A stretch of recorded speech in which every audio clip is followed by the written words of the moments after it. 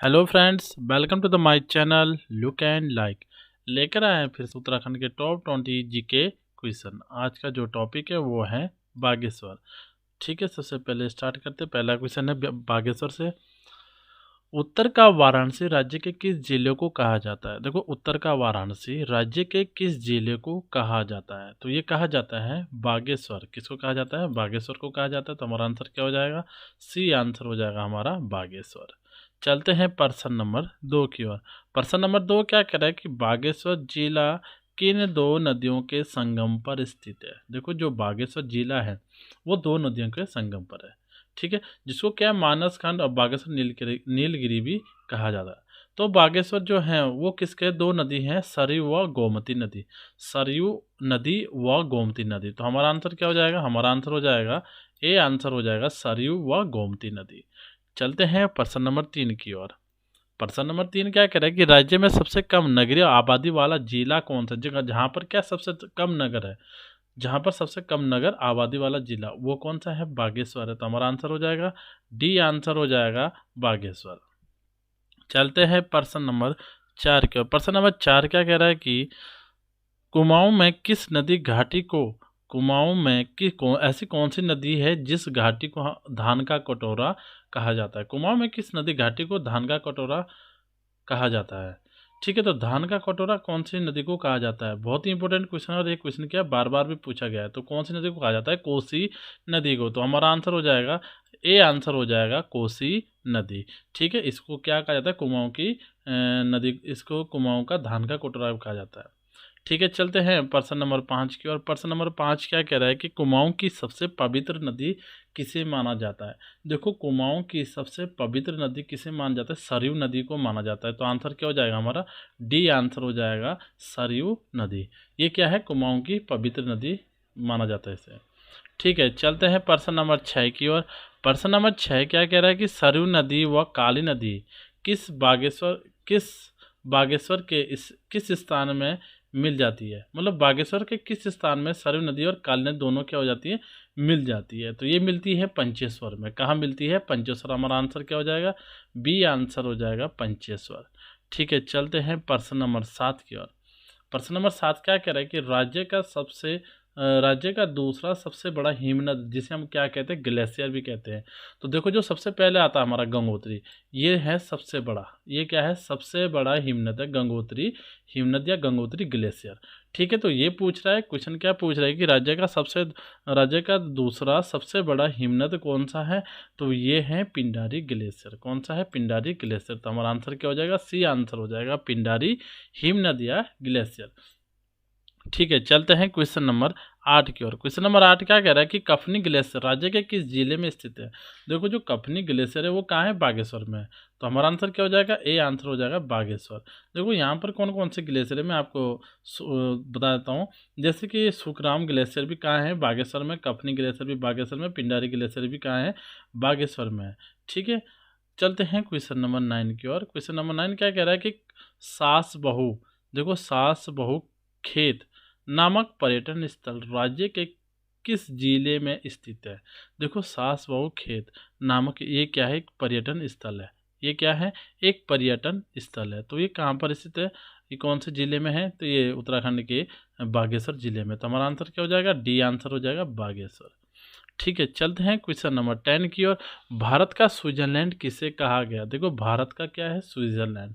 किसे कहा गया? ये कहा गया कौसानी को। तो हमारा आंसर क्या हो जाएगा? डी आंसर हो जाएगा कौसानी। ठीक है, चलते हैं। देखो, कौसानी के बारे में थोड़ा बताना चाहता हूँ। ठीक है, तो कौसानी क्या है?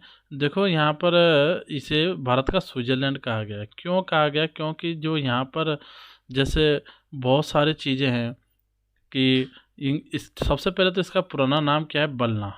इसका पुराना नाम क्या है? बलना। और इसके जो संस्थापक थे वो कौन थे? रैमजे को माना जाता है।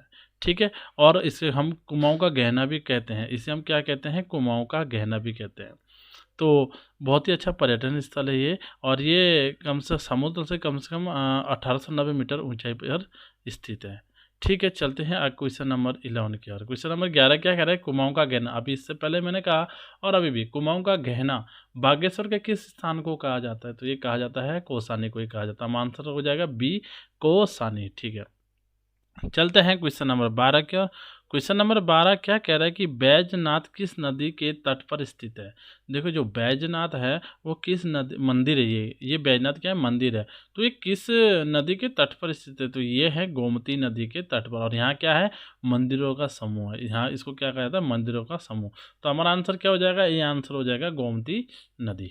ठीक है, चलते हैं क्वेश्चन नंबर, ए आंसर हो जाएगा हमारा गोमती नदी। ठीक है, क्वेश्चन नंबर 13 की ओर। क्वेश्चन नंबर 13 कह रहा है कि कोट माई, जो क्या है, कोट माई का मेला बागेश्वर के किस स्थान में लगता है? देखो, कोट माई का जो मेला है वो किस स्थान पे लगता है? वो लगता है बैजनाथ पे। कहाँ लगता है, बैजनाथ पे। तो हमारा आंसर हो जाएगा बी, आंसर हो जाएगा बैजनाथ। ठीक है, चलते हैं क्वेश्चन नंबर 14 की ओर। क्वेश्चन नंबर 14 क्या कह रहा है, उत्तरायणी मेला। उत्तरायणी मेला बागेश्वर के किस नदी के तट पर लगता है? देखो, जो उत्तरायणी मेला है बागेश्वर के सरयू नदी के तट पर लगता है। कौन से तट पर? सरयू नदी के तट पर लगता है। तो कौन सा आंसर क्या हो जाएगा हमारा, बी आंसर हो जाएगा सरयू नदी। चलते हैं प्रश्न नंबर 15 की ओर। क्वेश्चन नंबर 15 क्या कह रहा है कि उत्तराखंड की प्रथम जेल जाने वाली स्वतंत्रता सेनानी महिला कौन थी? ठीक है, तो वो कौन सी थी, बिस्नी देवी। तो हमारा आंसर हो जाएगा डी आंसर, बिस्नी देवी। चलते हैं क्वेश्चन नंबर 16 की ओर। क्वेश्चन नंबर 16 कह रहा है कि उत्तराखंड का नीलगिरी किस जिले को कहा जाता है? देखो, मैंने स्टार्टिंग में आपको बताया कि जो बागेश्वर है उसको नीलगिरी भी कहा जाता है। तो किसको कहा जाता है, बी। हमारा आंसर हो जाएगा बी, बागेश्वर। तो आंसर क्या है, बागेश्वर। चलते हैं क्वेश्चन नंबर 17 की ओर। क्वेश्चन नंबर 17 क्या कह रहा है कि कपकोट में भूस्खलन कब आया था? देखो, कपकोट में भूस्खलन आया था, ये आया था 2010 को। तो हम आंसर क्या हो जाएगा, 2010, सी आंसर हो जाएगा।